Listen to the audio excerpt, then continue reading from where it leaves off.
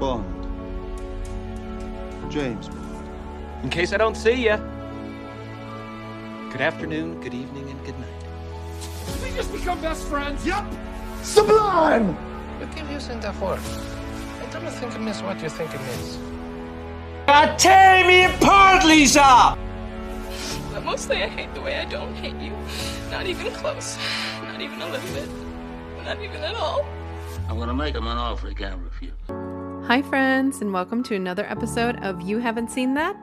A movie discussion podcast where we introduce our friend Ben to movies he should have seen a long time ago.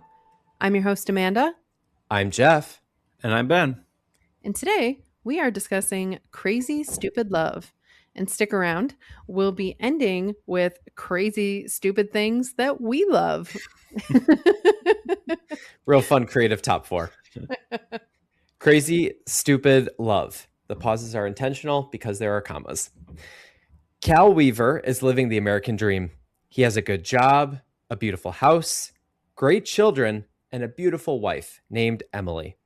Cal's seemingly perfect life unravels, however, when he learns that Emily has been unfaithful and wants a divorce. Over 40 and suddenly single, Cal is adrift in the fickle world of dating. Enter Jacob Palmer, a self-styled player who takes Cal under his wing and teaches him how to be a hit with the ladies. Basically just summarized the whole movie there. Not really much of a tease, but hey, that's what the description gives me. Released in July of 2011, the number one song, Party Rock Anthem by LMFAO. Oh, great. Feels very appropriate. Doo-doo. In the tennis world, very similar to I think one of our last episodes where we talked about tennis, or maybe that was the Mamma Mia one. I can't remember exactly. Tennis news. Novak Djokovic wins his first Wimbledon over Rafael Nadal.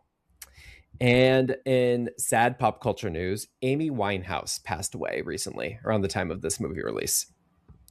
Directed by Glenn Ficarra and John Requa, this movie stars Steve Carell, Ryan Gosling, Julianne Moore, Emma Stone, John Carroll Lynch, Marissa Tomei, and Kevin Bacon.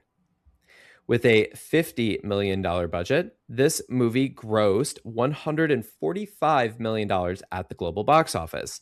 Not a crazy success, but not bad. This movie opened number 5 at the box office. This weekend saw the release of Jon Favreau's Cowboys and Aliens, which featured, I believe, Daniel Craig and Harrison Ford, as well as a new Smurfs movie called The Smurfs.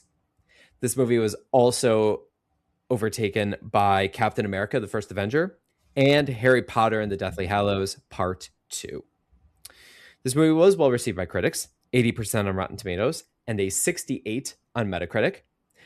No Oscar nominations, but this was nominated for a Golden Globe. Ryan Gosling was nominated for Best Actor in a Musical or Comedy, which he lost to Jean Dujardin from The Artist. This movie, however, received lots of love from our favorite award shows, the MTV Movie Awards, the People's Choice Awards, and the Teen Choice Awards, of course. This was nominated for 2 MTV Movie Awards, lost them both. And it won 2 People's Choice Award, both for Emma Stone, where she won Favorite Actress and Favorite Comedic Actress. And Emma Stone also won the award for Choice Movie Actress in a Comedy at the Teen Choice Awards. So, lots of love for Emma Stone. Definitely. Who doesn't love to give love to Emma Stone? Seriously. All right. Thank you. So, Ben, why don't you start us off with your history with this movie? I feel like I've often confused this with Eat, Pray, Love. Because I couldn't remember even who was in this when we suggested it. I have a vague memory of it coming out. I was a huge fan of The Office at the time. So, and Steve Carell had just left The Office when this was released. So I think it was on my radar in that sense, but I couldn't have really told you what it was about or anything. I just assumed it was rom-com-y based on its title. And that's about all I knew about it. I honestly didn't even know everybody who was in this, not just because I was confusing with Eat, Pray, Love, but I I couldn't have told you before getting into this who was in this besides Steve Carell. Gotcha. Yeah. Makes sense. I think sometimes movies with these kinds of titles can be easily mistaken for other movies. Geoff, what is your history? So I've seen Crazy Stupid Love twice, and both pretty before this, I should say, before watching it for the podcast here. I've seen it twice. And they were both pretty recent, within the last, say, 3 to 5 years. I watched this for the first time on recommendation from Amanda. I had never seen it, didn't really have any interest, but Amanda was like, you have to watch this movie, finally. So I did. And then we rewatched it, I think, a year or two ago at a screening at our Alamo Draft House. They had a fun sort of throwback screening for this movie. So it was a very fun movie to watch in a theater with a crowd who might not have known the twists and turns that this movie takes. So yeah, that's my history with this movie. Not a super long one. Yeah. So what Geoff failed to mention is that when I recommended the movie to him, I had just seen it the day prior. So this was a movie, I don't necessarily remember it coming out, but I feel like I've always knew it existed. And it was just always one of those movies like, oh, I should watch that sometime, add it to your list, but then you never do. And we were coming back from somewhere, I don't remember where, we were on an airplane. I was just scrolling through what movies the airline had available to stream in their app. And this movie came up and I was like, all right, I'll watch it. Absolutely loved it. I was like, Geoff, you have to watch this movie. So literally the next day, I sat down and watched it with him. And then obviously have seen it the other times that Geoff mentioned as well. So Geoff, let's hear your score. So I enjoyed my experience watching it from first time to second time. I think everything that features that sort of trifecta of Steve Carell, Ryan Gosling, and Emma Stone is super compelling. It's funny, genuinely laugh out loud funny at times. And there are some moments in this movie that genuinely took me off guard, that shocked me, and was very, very impressively done. There is one storyline, however, that kind of hovers throughout this movie that I am just not a fan of. And I can't imagine which one it is. Don't know if... What? I'm so surprised. I don't think the storyline has aged very well. Shocking to anybody. But I don't think it aged very well. I was going to say, was it great in 2011? Probably not. So this is like 1991. I'm going to still, thanks to the entertainment value, and I think the high quality of this rom-com, and I think the good performances at the center of it, especially from Ryan Gosling and Emma Stone, I'm going to go with a 3.75. I think the first time I saw it, I gave it a 3.5. The second time I gave it a 4. I'm going to put it right in the middle. All right. And what about you, Ben? Yeah, I think this was a very inconsistent movie for me. I liked parts of it a lot. And then there were parts that I was like, this is not working. And I felt like too, like some of the parts I loved, I was like, are we going to get back to that at some point? Like I felt like, Emma Stone was just gone for a massive stretch of the movie. When we were talking about this with our friends, the Westlings, and I told them this was our next movie on the podcast, and they were like, they liked it, and they were asking me, how I felt about it, and I was like, I liked it. I'm like, didn't care for the babysitter storyline. Like, yeah. So I'm with you there, Geoff. This is a tough one for me to rank. Wait, that was the storyline you were talking about? Just kidding. I think I'm doing 3.5. Nice. Okay. All right. For me, I mean, I already said I liked this movie. I liked it enough to watch it 2 days in a row when I first saw it. This like stands out to me as like a really well-made rom-com, like you said, Geoff. It's just like, it's not one of those ones that you're like, oh, that was good, but like kind of bad, Mm-hmm. And I agree with you both. There are some storylines. There are some parts of this movie that lose me a little more than other parts, but the parts that I love, like I really love, and I'm like, I am in. and I want more of this. So I'm giving it a 4. Nice. All right. Yeah. So, we're all in the same ballpark. Yeah. We are. This puts it number 4 out of the 8 movies? Yeah, number 4 of the 8 movies we've done so far this season. Right in the middle. Feels Not too bad. all right. Yeah. Should we just get the babysitter discussion out of the way now, or Don't leave us, listeners, promise. Yeah, we should. Yeah, let's talk about it. Let's talk jump about right it. in. Man, it's So crazy.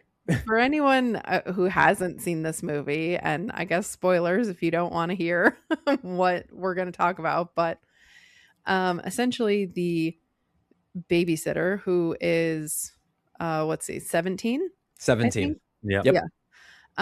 Is 17, is in love with Steve Carell. And Steve Carell's son, who is 13, is in love with her.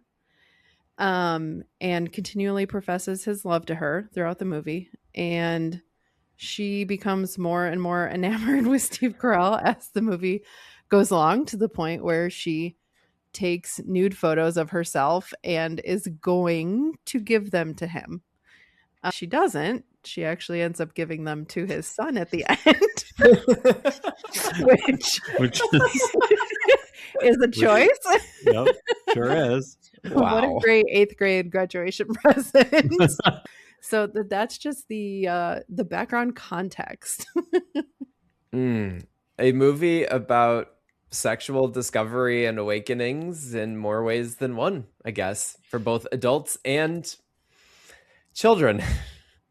Yeah. It's like, no matter which way you look at it, it's icky though.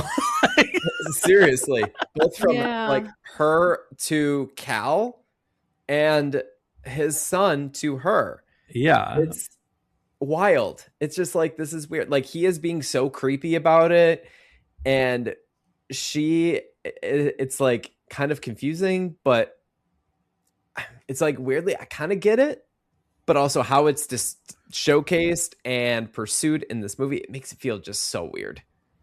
Yeah. Ever since I've watched this movie, I've always like hated that girl in this movie. And I don't even know if I've ever seen her in anything else. I don't even know who she is. But the way she acts is exactly the way one of my friends acted in high school. And it drives me bananas to see her in this film. And I'm like, I can't take it. Yeah. But anyways, I will say, as the female representation on this podcast, that I certainly understand the having a crush on an older man Oh yeah. situation. Absolutely. And that Like- story's been done to death for years. Yeah. Of things. Yeah. Yeah. Mm-hmm. Now, I don't know that I understand. Like, I don't know. It's like I get her mindset, right, of like wanting him to see her as an adult and not as a child. Right? I track there. Mm-hmm. But I don't know. It loses me there. It really does, because I feel like the nude pictures part of it, like, okay, I am not someone who has sent nude pictures. I am not a teenage girl. However, like you said, Amanda, like the teen girl having a crush on an older man, that is a story that we've seen in plenty of media over the years. Crush on the father of a friend, or like all of that is stuff we have seen before. The idea of like giving the father of the kids you babysit, like without him reciprocating any of it. Yeah. The fact of her just like trying to give these pictures or take these pictures for him, to me feels like real psychotic behavior. Yes. Like well beyond like a normal teen crush on an older man kind of thing. Oh, absolutely. Like, do I think a 17-year-old girl might do that to a 21-year-old? Sure. Mm-hmm. Do I think like might do it to their peers? Like, yes, we know that kind of stuff happens. But to a friend's father who has never indicated interest. Yeah, Yeah. not that he should. I mean, I'm glad he does. Right. Yeah, but he never like led her on in any sort of way, or indicated that he even knew that she had a crush on him. Like it would work. The story would work without the nude pictures part of it. Right. Yeah, the nude pictures part makes it go to like a weird place, very weird place. Yeah, and like here's the thing, I don't think it's super believable that she tracks down this girl at school who's known for having sex with older men. And this girl, they're obviously not like friends, you know, they like know each other, but they're not friends. And this girl's just like, oh yeah, you have to send him nude pics. And then she's just like, oh yeah, I'm going to go do that. Right. And it's like, why? It doesn't track, A. Right. And B, she seems like she's a smart enough girl. And I understand in this movie, love makes people do crazy things. But maybe some stupid things too. It's certainly putting the crazy in the crazy stupid love. Yeah, but like, and stupid. He's not having any regard for like, you give this man naked photos of yourself, he's going to jail. Right. Like, right. 1,000%. No one is going to believe that like he didn't know anything about it, that he didn't want the pictures, whatever. Like, no, he's going to go straight to jail. Straight to jail meme. Right. Do not pass go. I think what's interesting too about her is that when she is talking to Emily, and this is Jessica, sorry, Jess, the babysitter. I'm going to try and get names properly. So when Jess is talking to Emily, as Emily is getting home from her date with David Lindhagen, she makes a comment to her about that she admires Cal because the kids stay up for the father. She doesn't see many kids stay up for their dads. So she knows like what a healthy like person looks like and like maybe what they desire or whatever. And maybe it's because of her living situation with like her parents, because they show the couple of times that we see her parents engaged. It isn't really necessarily a loving marriage. So she doesn't know what it necessarily looks like. And also she's maybe heard gossip from her parents about Cal being a ladies' man or whatever. And maybe that's what, like, I don't know. I don't know what it could be, but yeah, it's like, it's such a weird situation. Yeah. Well, and then on top of it, like, so that's all like everything we said, I agree with. But then also giving it to a 13-year-old is also really bizarre behavior. Like, I can't imagine there's many 17-year-olds who would voluntarily give nude pictures of themselves to a 13-year-old. Yeah. Yeah, no, thank you. This girl needs to be in therapy. 1,000%. After everything that she went through in this span as well, with like her parents reacting the way they did, her feeling, it's not great. She's like, I'll throw the kid a bone. Story. He's so obsessed with me. Yeah. This is the kind of thing where if this was an ongoing TV show and they did a storyline like this, you'd be like, what is happening with this show? But it's so compact in a movie. It's like, I don't know. That's why I felt like I couldn't go above like a 3 something for this, because I was so thrown by this story. And then I kept being like, maybe it's going to resolve into like a way that I feel okay about. It did not. It never did. I wrote in my notes, babysitter story stays weird right to the bitter end.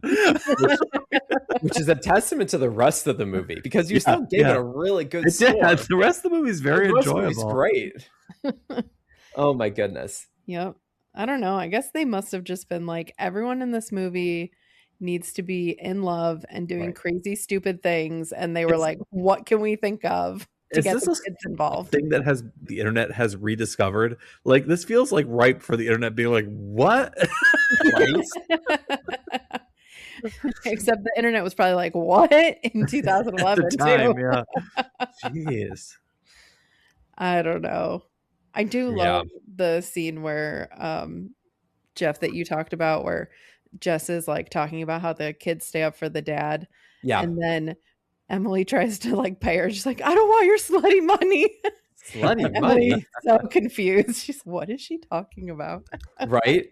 And then, and another thing too, I noted with that scene is that Robbie, Cal and Emily's son, taking the flowers from David and just crossing off David's name, putting here is, I'm like, what a romantic gesture. Yeah. Oh my goodness. But anyway, we can talk about other things now. Let's talk about all the good stuff with this movie. Yeah. So Ben, Oh, the backyard scene. Yes. we're going right So- into the backyard scene. I mean, why not? Let's just do it, right? It's like Maybe. one of the best parts of the movie. It's the best part, in my opinion. Are That you whole talking scene. about the reveal or just the scene in Yes. general? The whole scene in general, I think, is gold. So would love your thoughts on it. Would love to know if you saw any of the twists coming, including the teacher twist. I'll throw that in there, even though that's not a part of the backyard scene. Mhm. Just curious. I did not. And I should have, but see, here's what I'll say. So as soon as that twist happened with Emma Stone, Mhm. and even to an extent with the teacher, but especially with the Emma Stone part, I wrote down in my notes, oh my gosh, it's like This Is Us. And then the TV show This Is Us, which What is happened like, in This Is Us? well, it is like twist after twist in that Oh, show. okay. Oh, yeah. Yeah. Okay. So I was like, that was like immediate. I'm like, oh, and I immediately like jotted down on my recommendations for the end of the podcast. I was like, oh, that's a This Is Us twist. Right. Like I've never, I'm like, that's exactly what made me think of. Then the credits roll and it says written by Dan Vogelman. And I was like, Oh my there goodness. it is. There you go. It's his thing. I Wow. didn't even know that. That's so funny. That's Yeah. amazing. I didn't know he had written it. Like I'm kind of glad I didn't like look that my up ahead of gosh. time. 'Cause sometimes I read a little bit about it or read the people involved before or Right. during, and I didn't this time, and it like popped on the credits, and I was like, oh, okay, well that makes complete sense to me. That's 'Cause crazy. He does this. He does stuff like this all the time on all his shows. Yep. Yeah. He, of course, yeah. if you don't know, also did Pitch, which had a crazy twist at the end of its pilot. He did Paradise, which is a just nothing but twists. And he's doing a new NFL drama that's coming out next year, starring William H. Macy and Mandy Moore, among others, Oh, there you go. called The Land. So I'm sure Yeah. there'll be a twist there. I just think it's fun to have a twist in a rom-com. Because Yeah. like the first time I watched this movie, I was not expecting there to be a twist, right? Right, Like right. you're just like la di da di da, watching this cute movie about love and people are being stupid, and then you're like, whoa, what? Hold on. Crazy reveal. Well, and that's what they always said about This Is Us, which is like a family drama that's Yeah. plotted like 24. You know, like, and so I feel like that's the same deal here. It's like a rom-com that's got like a thriller Right. mentality to it. Yes, definitely. But just the chaotic nature of that scene as you kind of Yeah. get like one reveal after another, one more character coming in to confront someone else, and then, you know, the resulting 3 or 4 men like all in a tangle, like stay away from my daughter, stay away from my daughter. Who are you? I don't even know you. Yeah, it was a good scene. Yeah. I like to Jacob, just as soon as David Lindhagen shows up, Jacob just immediately being like, who are you? David Lindhagen. Oh, David Lindhagen. Okay. And just immediately just goes to brawl, like immediately as soon as David Lindhagen shows up. Just punches him right in the face. Right in the face.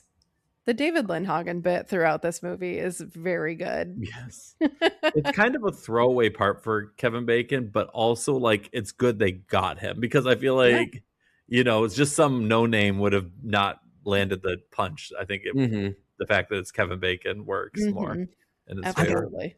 I got cuckolded by David Lindhagen. Oh my gosh, he says that word so many times. I'm a cuckold. David Lindhagen made a cuckold of me. And then when Robbie shows up in Emily's office and then David walks in the room, you're David Lindhagen, right? Lindhagen. No, whatever. I like as well after the fight scene and the resulting just like whatever, David's just gone from the picture. Yeah. It's Yeah. like, hey, bye. Ben, I would love to hear your opinion on Julianne Moore in this movie, because we heard a little bit about your thoughts on her when we did The Big Lebowski. Yeah. I mean, I've never been a big Julianne Moore fan, at least not in anything I've seen her in. And to be fair, some of her most acclaimed performances, it's sort of like Amy Adams in this sense, where maybe I'm missing some of the most acclaimed performances of her career. You watched Arrival though, so you can't say that about Amy Adams. That's true. That's fair. I guess I just don't like Amy Adams. I thought she was okay here.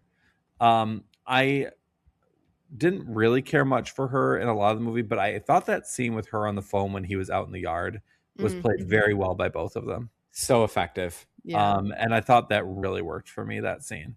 I would agree. So I think I probably would have liked it better with a different actress. Yes, but she wasn't like making me mad in it.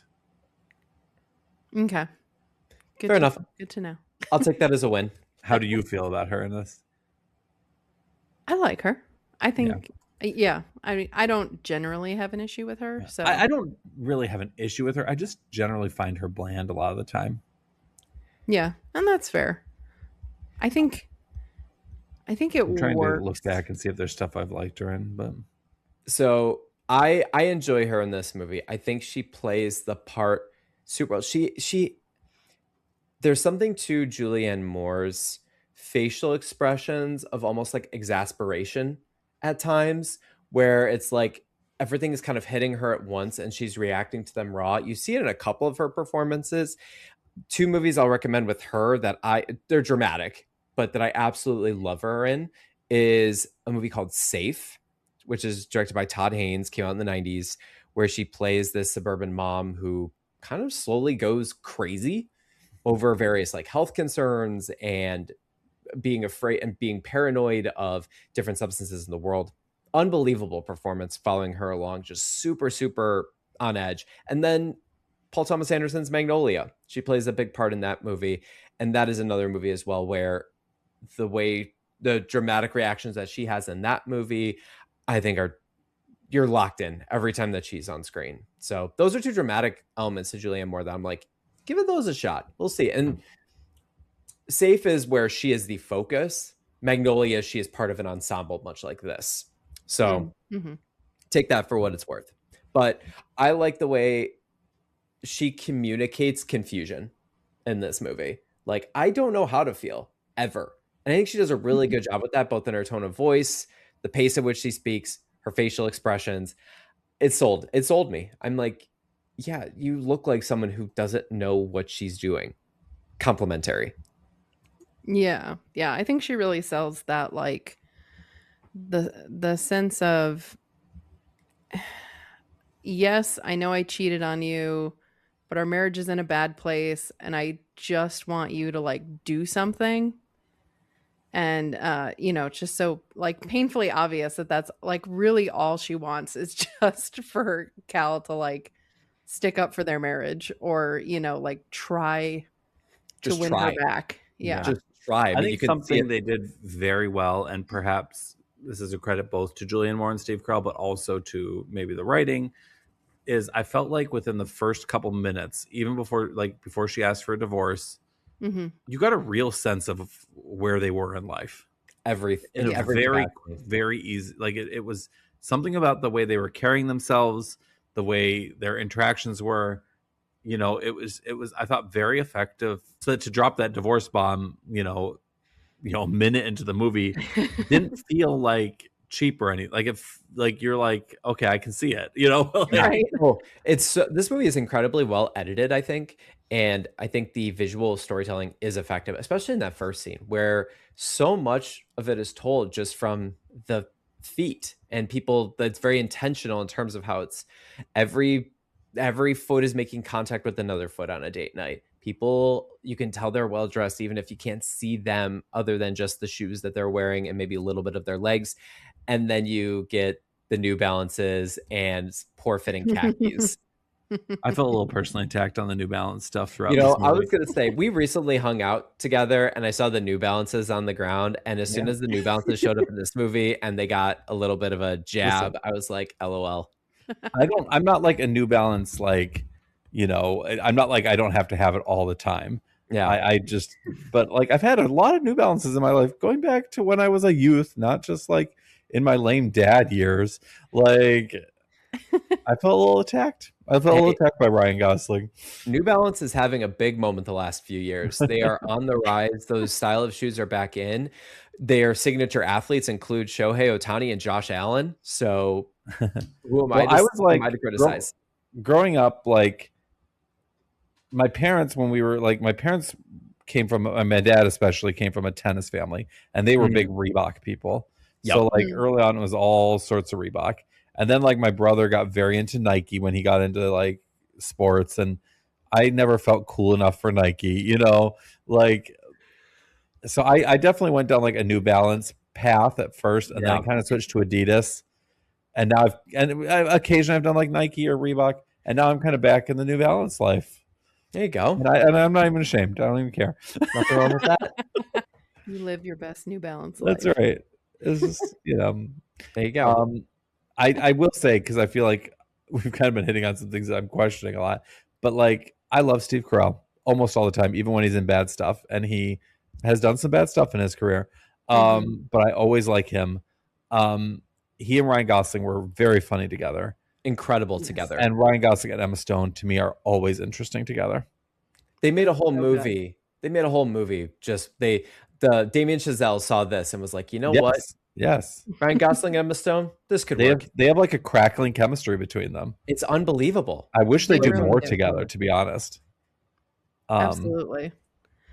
Yeah. They're like a Billy Crystal, Meg Ryan, or you know, like they've got that, like, I don't know. They just have something About the way the two of them interact with each other. And they're both charismatic and good when they're not with each other too. Yeah. So like I enjoy both of them in a lot of things I've seen them in.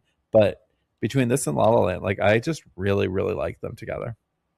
Yeah. The entire scene where she is at his house and, you know, they go from talking and drinking to maybe having sex to not to talking, and the whole thing, like, it just gives me like a warm fuzzy feeling inside every time I watch that scene. I can't help but like smile and like almost feel like I am there with them and like a part of what's happening like between them. It's so good. Yeah, it really is. And then Steve Carell, like something I think he's, you know, people love him obviously as Michael Scott, and he's done some bad shows and movies over the years. But something he just does exceptionally well in no matter what level he's playing it at. And like someone like Michael Scott is at like maybe a 10, and Cal is more at like a 5 on this. But like that awkward energy that he can bring to a scene is almost unparalleled to me, like as far as when I think of other actors and how well they can do that. You know, like even just little bits, like for example, like his real awkward, I'm Cal. And when Ryan Gosling, like it was just the perfect match of like Ryan Gosling being so chill, so cool, which is like his vibe, meets like Steve Carell's nervous awkwardness that he's always done well. It was just like playing right into their strengths to have those dynamics there. One thing I realized with this movie is one of my favorite sort of, I don't want to say vocal stems, I guess you want to call it, but one of my favorite like vocal things is whenever Steve Carell goes, God. Yeah. I just love that so much. I can't explain it, but I'm like every time, and he did it quite a few times in this movie. I'm like, I love this. And that awkward energy. And yeah, like you said, yeah. I just need to, because I forgot the other part of what I was trying to say. Like he's awkward, and there's other actors who are awkward, but it's the sincerity that mixes with it for Steve Carell that I think always works. Like there's other cringe comedians who are, you know, but there's something about the sincerity of the way Steve Carell plays these awkward people that you can't help but like root for them no matter what kind of movie they're in or TV show.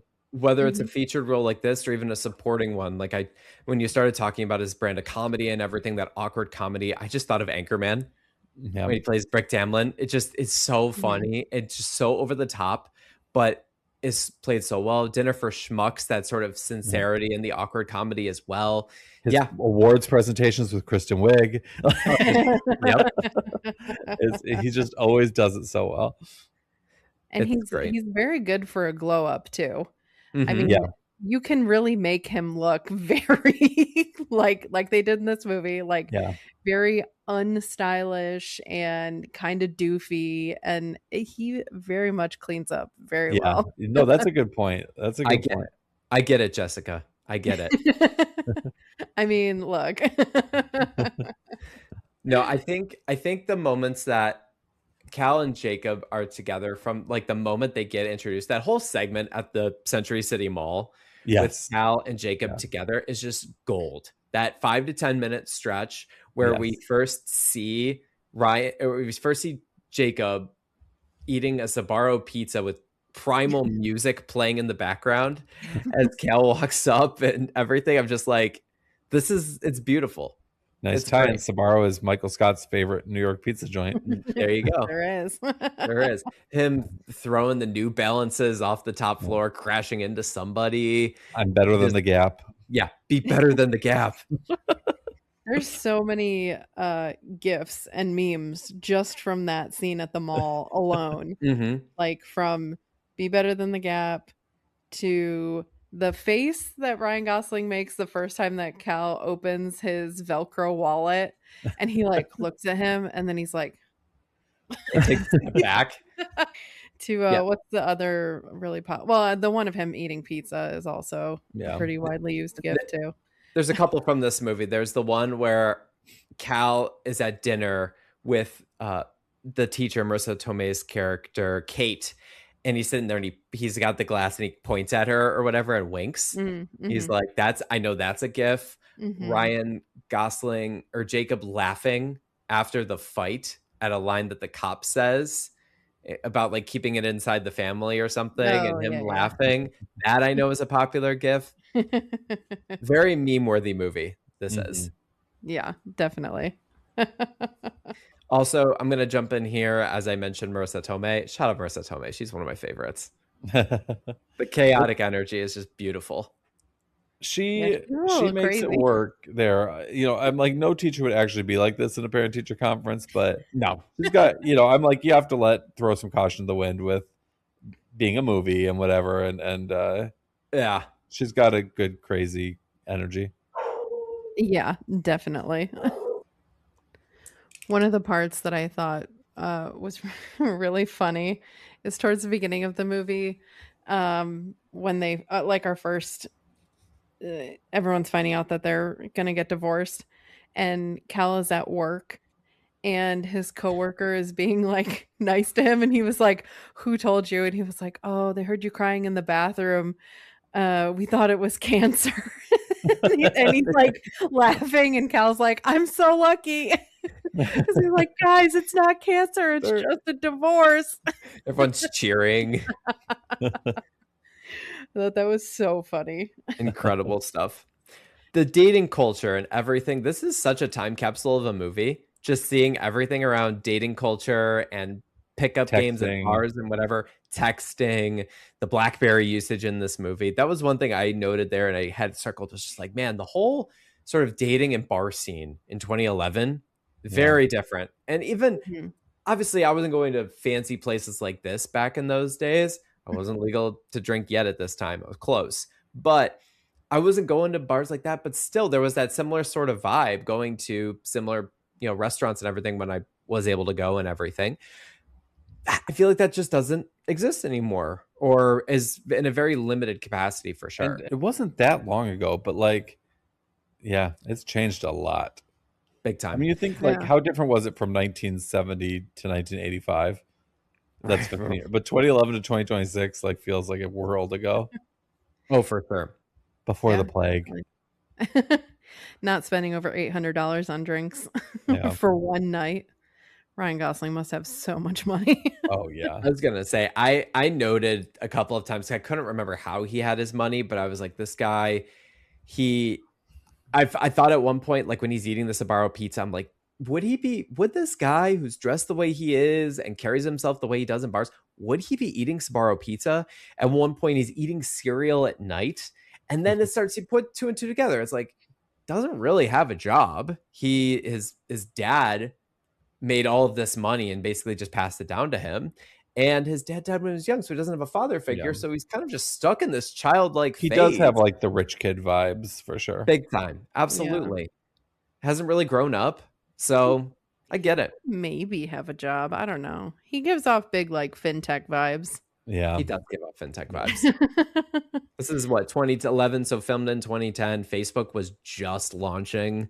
So yeah, I could see it. Yeah. One of the things that the first time I watched this movie, again, I was caught off guard by all the twists and surprises. But the more I thought about it, the more I was like, okay, I feel a little bit gypped that Emma Stone is their daughter, because I'm like, why didn't they talk about her at all? Like, I was just like, I feel like I was set up to be a fool. That's the Dan Fogelman way. Yeah, but upon rewatch, they actually do talk about Hannah at one point. But he does it in a very sneaky way. And it's when they're waiting to go into the teacher conference. And Steve Carell says, "Oh, I talked to Nana today." Mhm. And Emily's like, "Oh, yeah, like I did too. Like, what did she say? Like, oh, she worries about us, whatever." And if you're just watching this for the first time, right, you just assume they are talking about a grandmother. Yep. You do not make the connection of Hannah Banana, even though they call her Hannah Banana earlier in the movie. And I'm like, oh, it's so smart. It is very effective. That's I think why like some people have the feeling you have, and some people get so mad at Dan Fogelman for this kind of stuff. Call me. I'm like, you know what? You did put it in there. You did, like, I didn't catch it, so that's on me. Yeah. But, they did at least talk about her like once before it was revealed. Yeah. Yeah, call me dumb. I just like to enjoy the ride on movies like this. Well, I think it's Whatever. understandable because, like, if you're watching a thriller, you're kind of sometimes watching for the twist. You're not necessarily like that's not really on your radar in a movie like this. Yeah, for sure. I don't think like anybody should feel dumb for not seeing it coming. No. To build on the Hannah Banana thing, two things. One, shout out Josh Groban. Whenever Josh Groban shows up in movies, I love him. He's been in this. I forget what the other movie we talked about, Amanda, while we were watching this, but I know he shows up in It's Always Sunny in Philadelphia as well, and he's hilarious in that. He's in The Office. The Office. So The Office, yeah.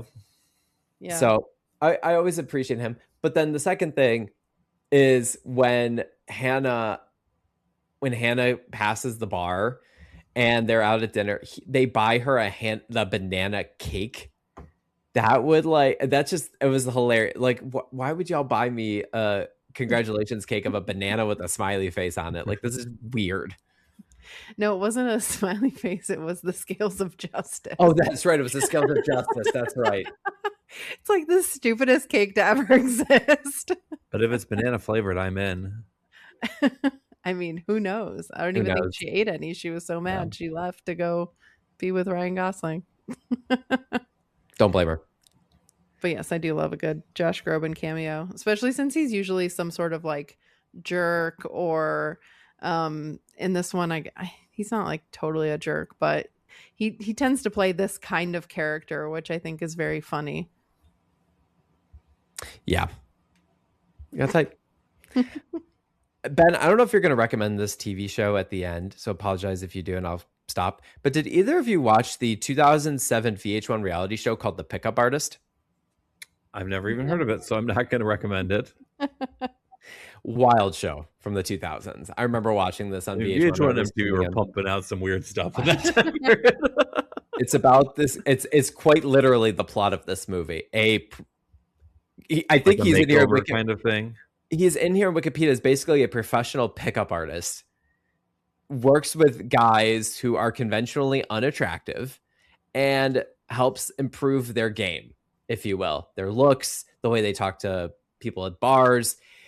It's great. Like, looking back on it, I'm like, my gosh, this was the concept of a TV show. Like, this is insane. I don't remember much of it, but the guy dressed crazy. I mean, I just Googled, I looked up the show, went to the Wikipedia page, and then I found the guy. I'm showing it to the camera right now, but this is the guy in question, said pickup artist. He's got like a weird facial hair situation, weird earrings, a cowboy hat. He's currently 54 years old. He's been criticized for promoting unethical and manipulative behavior. Yeah, so just weird show. But I mean, anyway, I thought of that show when I watched this movie. When did that show come out? 2007. Oh, okay. Like, isn't that kind of like Deuce Bigelow? Male Gigolo? That movie? No? Maybe? Okay. I don't know. I haven't seen it. That's funny though. Crazy. Last thing I'm going to say about this movie, and then I'll pass it over to you guys. The final scene, the graduation. Mm-hmm. First off, shout out to Robbie for being salutatorian. I thought the valedictorian was supposed wasn't to giving be those vibes at all. No, but I guess it was teased a little bit in the classroom scene where he kind of gets the plot of the Scarlet Letter and is kind of able to relate it to modern times in a way that his classmates probably don't. So shout out to him, I guess. But also the salutatorian giving the speech at graduation and not the valedictorian. It's weird. Maybe Also, the valedictorian was going to give a speech after. I was going to say, I feel like isn't it usually both? That's fair. I was the valedictorian of my 8th grade class, and I didn't get to give a speech. So, well, I guess that's true. I mean, 8th grade. I don't know. I know at like high school graduations, usually both give a speech. Right. Yeah. But anyway, that's me letting out my childhood trauma. But anyway, the way he takes his speech, the direction in which he takes his speech, it's like, oh no, you're using your speech on that. And then Cal showing up and making the speech about himself. I'm like, ugh. I know this is a movie. I know it's a rom-com or whatever, but I'm like, oh man, this is tough to be a parent in this situation. Oh man, that's just awkward. It's terrible. But yeah. And then the last thing, John Carroll Lynch's character, Bernie. I don't know how you recover from what he went through leading up to the fight in this movie. Seeing my daughter's nude pics, going to one of my best friends, and then having to try to somewhat resolve things with said best friend. I don't know. Looked at those nude pictures for way too long. Way too long.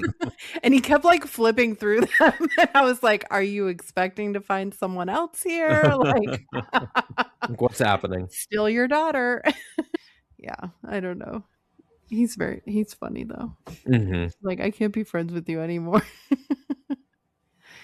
The last thing that I wanted to mention, I know we obviously have talked about the pictures, and again, just recently, but I do want to say it brought back a very specific memory with like her trying to take those pictures of like the struggle of trying to take, not naked, but just photos in general with like digital cameras back in the day when you would like try to take a selfie or a picture of yourself and you'd have to take like 20 different you're like, oh, okay, this didn't, nope.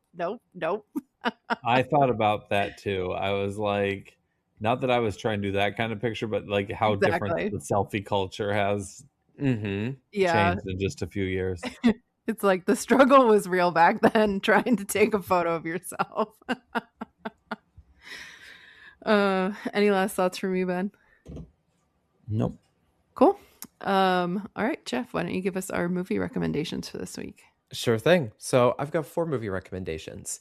A couple rom-coms to start. The first one is one we've done for this podcast and one I thoroughly enjoy. And it's about kind of character evolution throughout a movie for more than one person, along with multiple romances stacked on top of each other.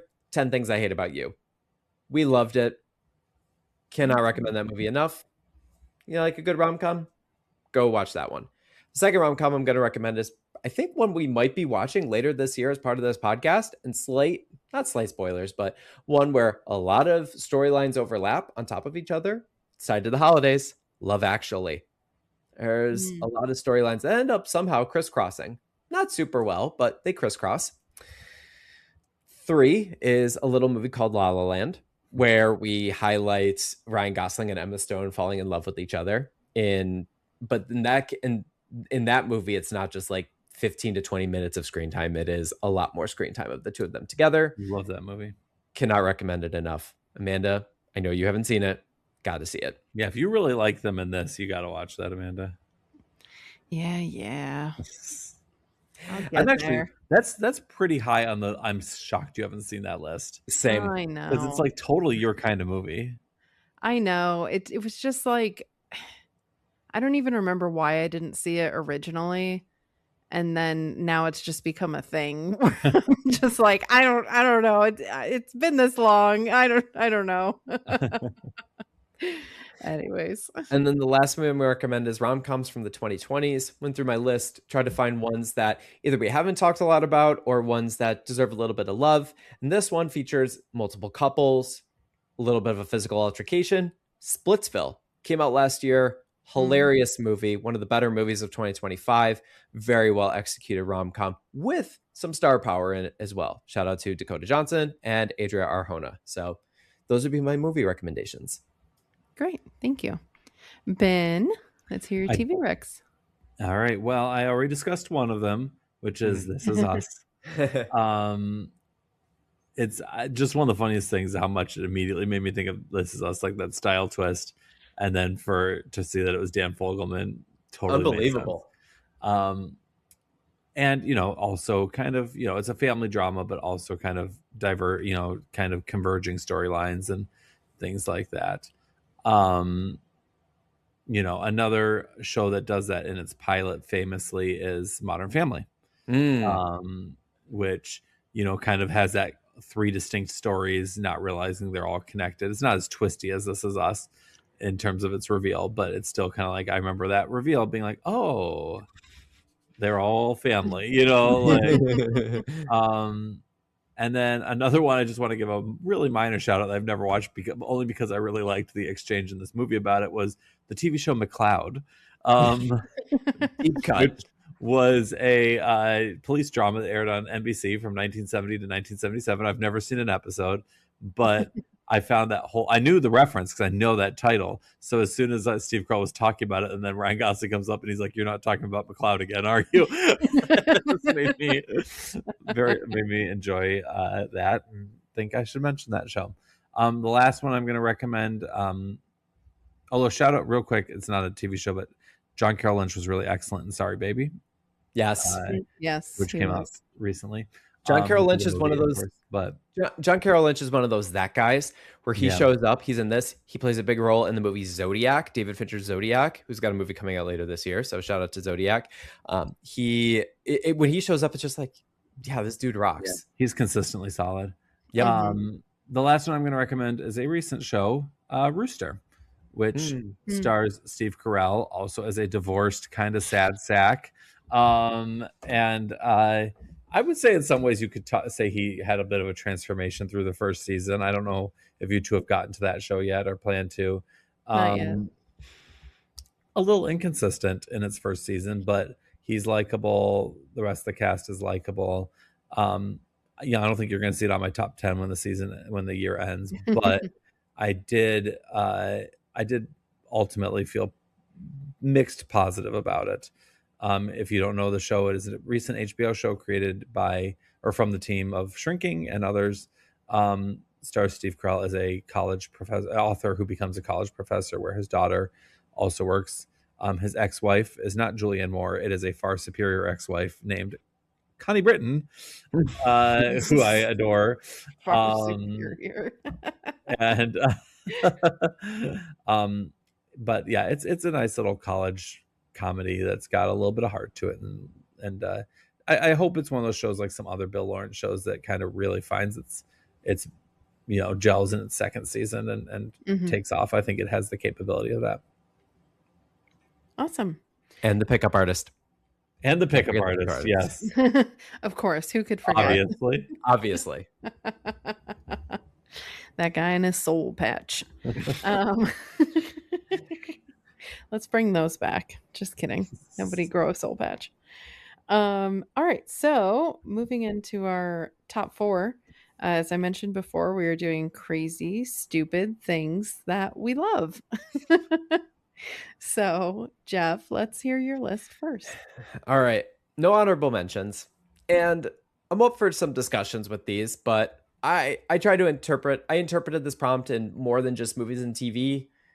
I think there were a few real life things. Yeah. It's just like some of these are kind of crazy, but no honorable mentions. Number 4 is the one media representation I have in this. It's a TV show Entourage. It gets crazy. It's really stupid, but boy, oh boy, do I love it. That does not surprise me. You love Entourage. I adore Entourage so much. Jeremy Piven in that show as Ari Gold is maybe one of the greatest characters in TV history, and I love him. I know he is the most problematic human being alive, but like, I love that show. But yeah, it's crazy, and it is really, really stupid. Number 3, mosh pits. For those who don't know, I primarily listen to like hard rock, metal, alternative, punk, emo, whatever you want to call it, that kind of music. And I used to go to concerts a lot, like those kind of shows a lot, from like 2009 till like I graduated college. That's how I spent my spare money, was going to venues like the Water Street Music Hall, Town Ballroom, Mohawk Place, RIP in Buffalo, Main Street Armory. I'd go to festivals during summertime, various metal festivals. Just a few weeks before this episode, I went to the Vans Warped Tour for the second time in a row. I love that kind of music, and I loved going into mosh pits. Maybe not as much nowadays. I was gonna say, do you still? I definitely could see like Geoff of yesteryear doing that. So I do have a funny story. When I went to Warped Tour last year, I tried to go to 2 mosh pits. The first time, no, this was in a parking lot where this venue took place. I was like, you know what? It was a main stage. Like, get out, old man. So I was ready to go in. I was like, you know what? I had my bag. I had like a drawstring bag, but whatever. I was going to go in. I'm like, you know what? Last song that this band was playing on the big stage, I'm going to go to a mosh pit. As I'm going into the closest one I could find, all of a sudden people started waving their hands because somebody like fell on their head onto the concrete. So it was like, oh, well, can't go in there. Nothing's happening. Okay, we're done. And then I was like, but I'm going to try this again. So the last band of the night on the first day it was like a super small stage. And they did what is called, in the metal terms, a wall of death, where the crowd splits in half. And then when the lead singer says go, everybody runs at each other. So I said, you know what? Let's bring it back. Old days. Let's do this. So I was ready to go, did it, ran it face forward. And as soon as I made contact with somebody from the other side, my bag ripped. And I was like, well, I got to go try and save this bag before it gets stomped on and trampled and taken. So I was like, all right, I grabbed this, got out. So I'm like, that's my sign. I can't do this anymore. I'm happy for things that make you happy. That sounds like the worst thing in the world. It is a lot of fun. I even just a little bit, like when I was standing front row in the barricades and people were crowd surfing over me or doing things like that. I love that kind of stuff. So it's crazy. I don't like people touching me. I really don't. Get out of here. So yeah, that's my number 3. Number 2, Buffalo sports. They can get crazy. They are stupid as heck. But boy, do I love them.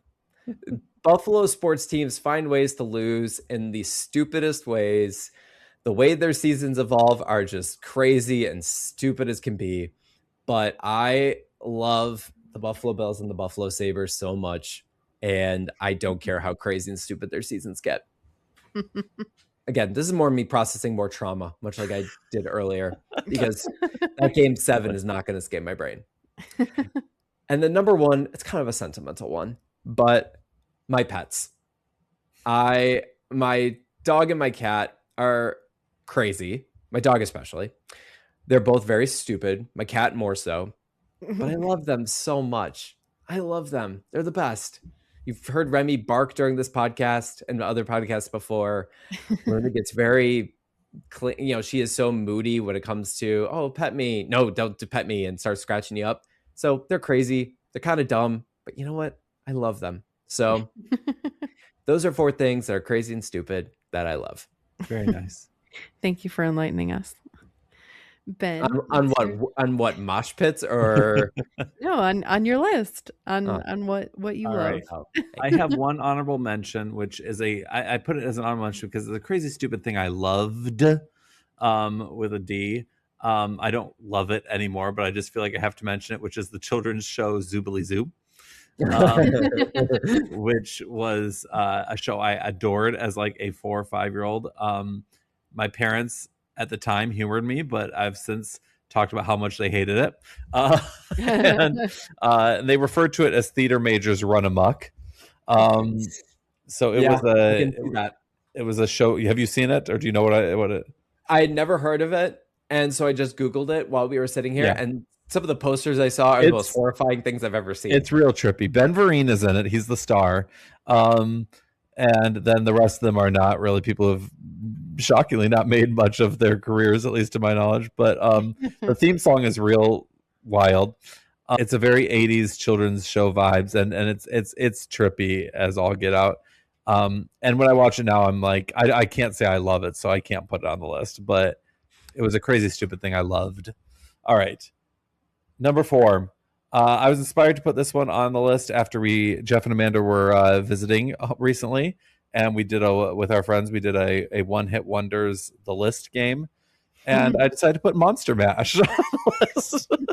And that's a good one. That's a stupid song. Like, it really is stupid. And something every Halloween. It's like all I want to listen to, just on repeat. I love it, dude.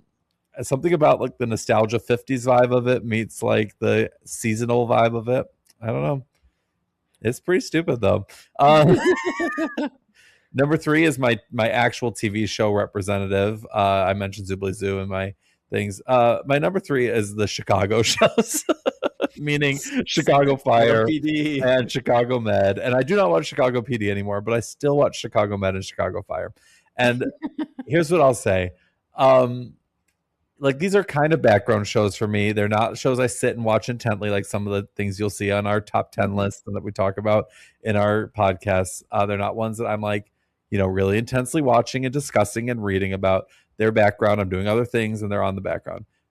Okay, but two things I have to say about them. Number 1, I recently saw a little note that Chicago Fire, which is coming back next year for its 14th or 15th season, I believe 15th season, and we'll be closing in on 300 episodes. It's going to hit 300 episodes next fall. And I was like, oh God, I have watched all of them. That makes you feel bad. I don't feel good about that. I've watched it since the very beginning. Oh my God. And like, you don't think about it when you're just kind of background showing it, while you're doing other things, and you're like, right, that's 300 hours of my life that I've watched Chicago Fire. Insane. And then the other thing I'll mention is Chicago Med. I was watching an episode not too long ago. It had a very sad story about a new dad who had cancer, and his wife was going into labor, and he was like right at the end. And was he going to get to see the baby before the baby was born? And then they did, like he made it, and he got to hold the baby in the room, and he like kind of danced with her, and he was making videos for her. And I sat there, and maybe, this is me being sentimental now as a parent, but I was like, you know what? If the Pit did this, I'd be like, oh, it's the best thing in the world. I'm like, so I didn't show some GD respect to Chicago Med. Just because it's not the Pit, it can still do a really nice story, and it was really nicely done. It affected me, and I was like, okay. Anyway, Chicago shows number 3. Number 2 are peanut butter and pickle sandwiches. When I was younger, this was something my mom would make. She would make it with creamy peanut butter, dill pickles, and Miracle Whip. Disgusting. And have you considered therapy? Not on board. I can hear from the podcast listeners, they're not on board. I like most of those things individually, but together, that's kind of horrifying. Don't knock it till you've tried it, Geoff. No. Thanks. It's real. They're really good together. I'm not gonna like force that on anyone, but they're really good together. But it is on my crazy stupid things I love list, so I'm fully aware of how it sounds. So wait, I have a question. Yes. So is it like you put peanut butter on one slice of bread, you put mayo on another slice of bread, and not then mayo, Miracle Whip. Oh, sorry, Miracle Whip. Important difference. Okay, I do like mayo, but not on this. In my brain, mayonnaise is Miracle Whip. No, they're different. Well, I know. I've just always used Miracle Whip. Okay. And then what do you take? Like slice it, like chips, or are you talking like pickle slices? Like pickle slices.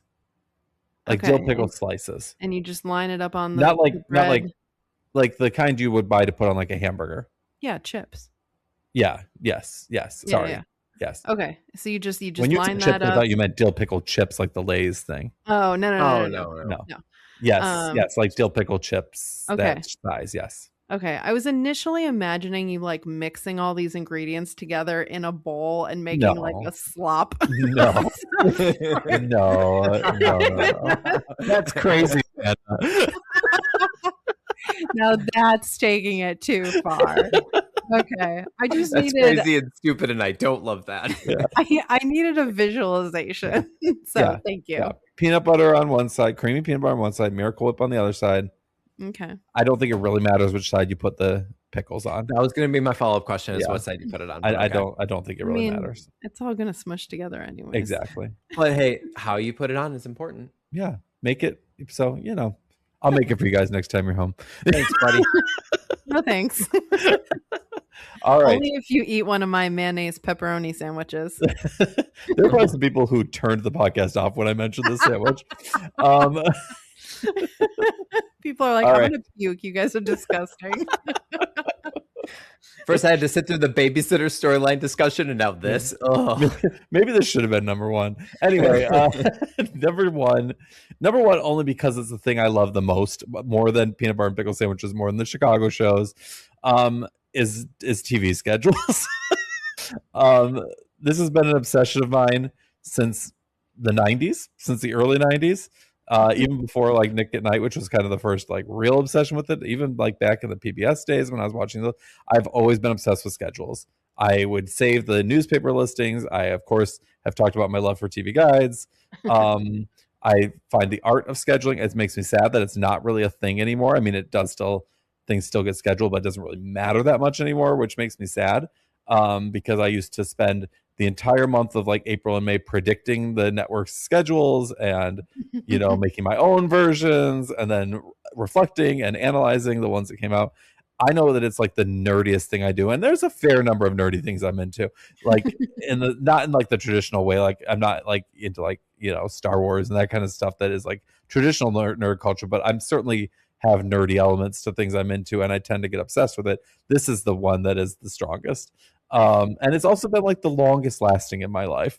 So I've loved TV schedules forever. And I don't think I know like anybody else in real life. I've certainly seen people online, but I've not met anybody else in real life who cares even a hundredth of the amount that I do about TV schedules. So I felt like that. In fact, when I like was telling my wife Becca that this is our topic, it was the first thing she thought of a crazy. I was like, what are some crazy stupid things that I love? And she was like, well, probably like TV schedule things. And I was like, yeah. I'm like, I already have that. Nice. and you two are perfect for each other. I love you guys so much.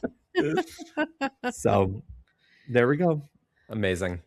All right. Thanks for enlightening us. I was very vulnerable in so many ways. I kind of hate my list. I feel like this was really hard for me, which doesn't make sense because I feel like I like a lot of really crazy, stupid things. I feel like we could name them just with movies you wanted to do for the pod. I know, but I was like, that's not like interesting. I don't know. So like I struggled with this. So I don't love my list, but here we go. It's mostly media. Because That's fine. I don't know, I just couldn't. Okay. So honorable mention is Dance Moms because Dance Moms is crazy and stupid. I don't watch it anymore, which is why it's an honorable mention. They actually did do a new season of Dance Moms a couple years ago that was filmed in the town we live in, because those are the kind of people we live with. But I'm surprised this is an honorable mention. yeah, I don't just because I don't watch it anymore. That's fair. But when it was on TV, me, our friends Jacob and Nathan, but especially Jacob, Yeah, I was gonna say we were Dance Mom biddies. Like loved watching that show. It was so good. So my number 4 is anything made by Tim Robinson and Nathan Fielder. Oh my gosh, yes. Absolutely crazy. Most of it is definitely stupid, like in the best way possible. and I love it. Nice. I think their humor fits perfectly into that category, especially Tim Robinson. Tim Robinson. My number 3 is Twilight because of course. Of course. Oh, I feel like that's like one of the movies that I know, Ben, you think a lot of movies that I like are stupid, but like this is what I genuinely agree is like a stupid movie. But I love it. And obviously just insane. The way we were describing the franchise on that episode and the look that you gave us, Ben, it's one of these days amazing. I am going to sit you down and I am going to tell you the whole plot of like all the so movies. fun. No, because it's crazy. It's legit crazy. Anyways, not going to get into it now. My number 2, I stole from Geoff, but that is Our Pets. Mosh pits? Oh. No, not mosh pits.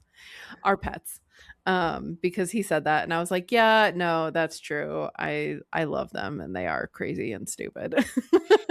But See, I couldn't them put so my much. dog on there because he's really smart. Oh, well, that sucks for you.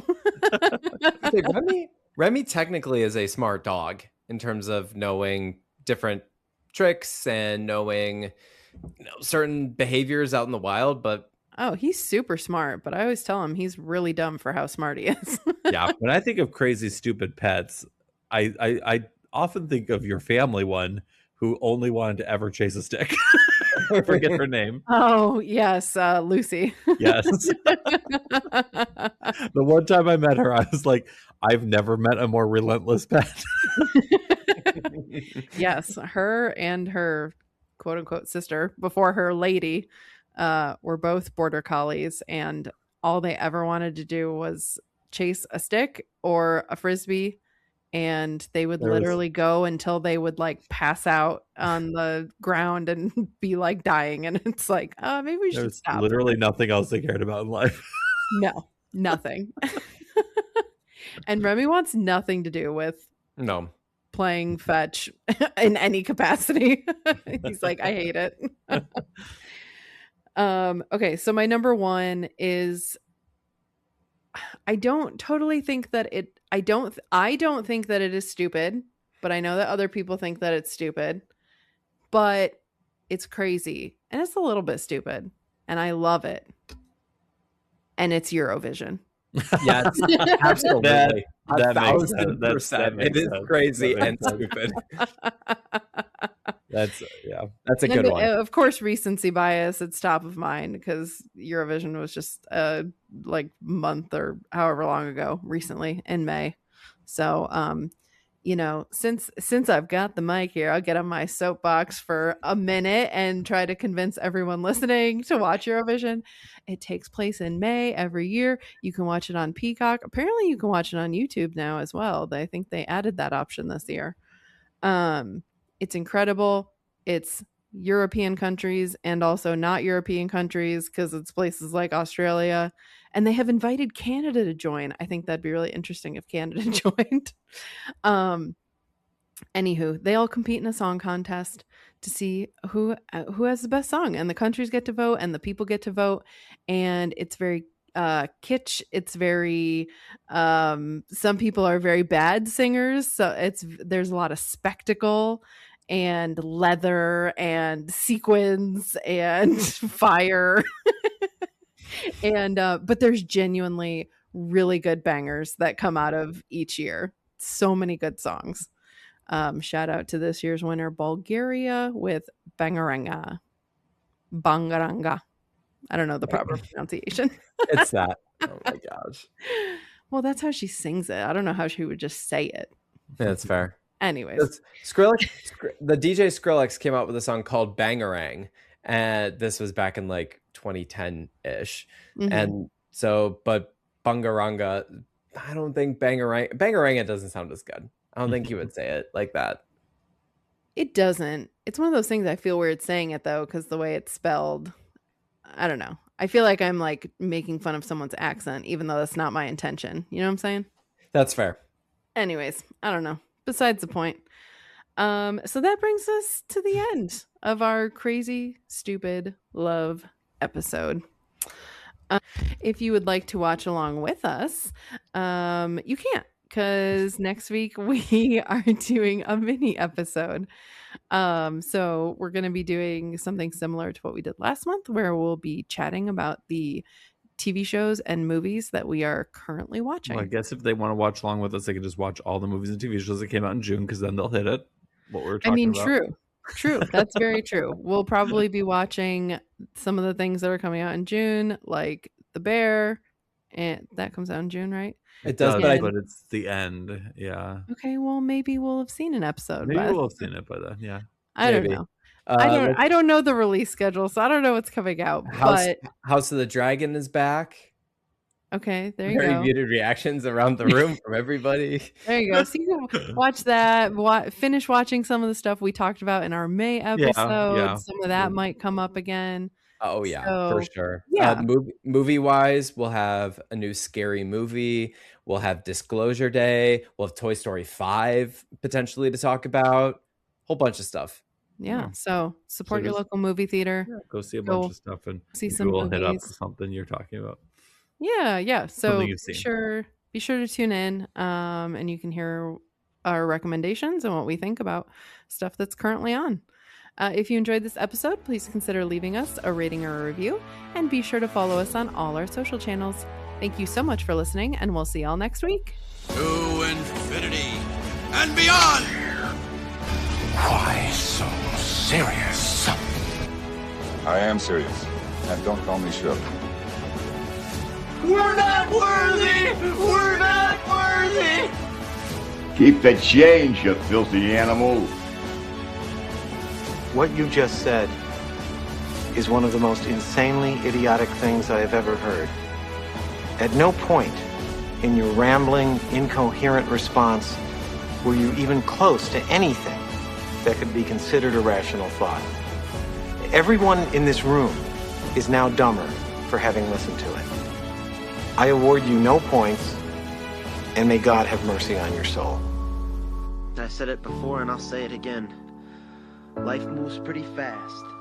You don't stop and look around once in a while, you could miss it.